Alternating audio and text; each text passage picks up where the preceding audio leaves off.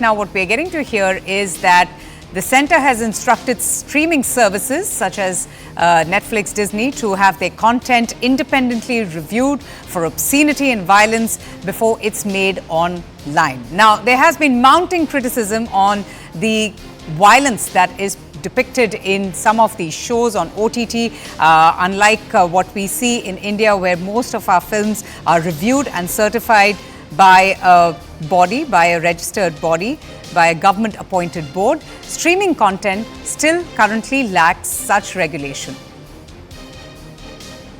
So what we're getting to hear right now is that action will be taken against OTT platforms, and the I&B Ministry is going to be taking action for obscene content that would be shown on these shows.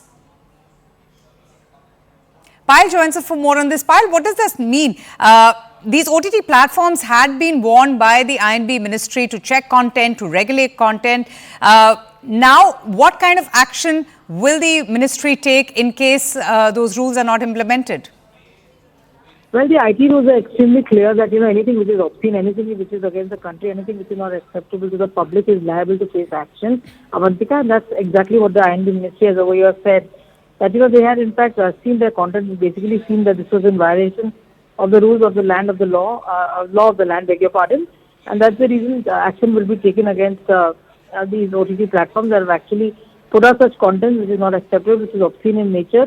And that's the reason this action is taken. So obviously the I&B Ministry has taken action several times in the past also against certain websites, especially the OTT, because we are in this day and age, when OTT is available to a lot of people, there is no restriction in terms of content, that is, there's no parental access, etc., which is still as prominent as it is in the Western world, and probably that's the reason the government has decided that 19 websites, 10 apps and 57 social media handles of OTT platforms have been blocked nationwide for promoting content which is in violation of the IT Act, under the IPC and also under the Indecent Representation of Women Prohibition Act. So Payal, if you could elaborate, if these companies don't comply, will action be taken? Will the license be suspended? Because most of these companies, these streaming companies, had raised objections earlier when the ministry expressed its concerns about the explicit and vulgar content on some of these OTT platforms.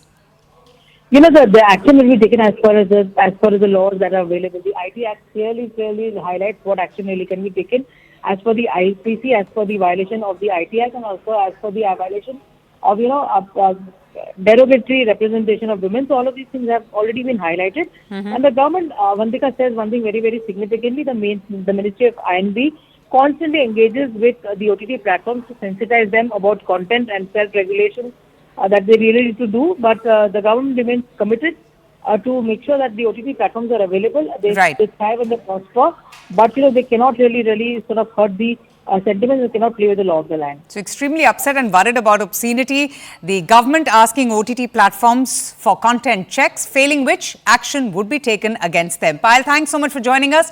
Short break right here on the broadcast. Stay tuned. News and updates continues on the other side.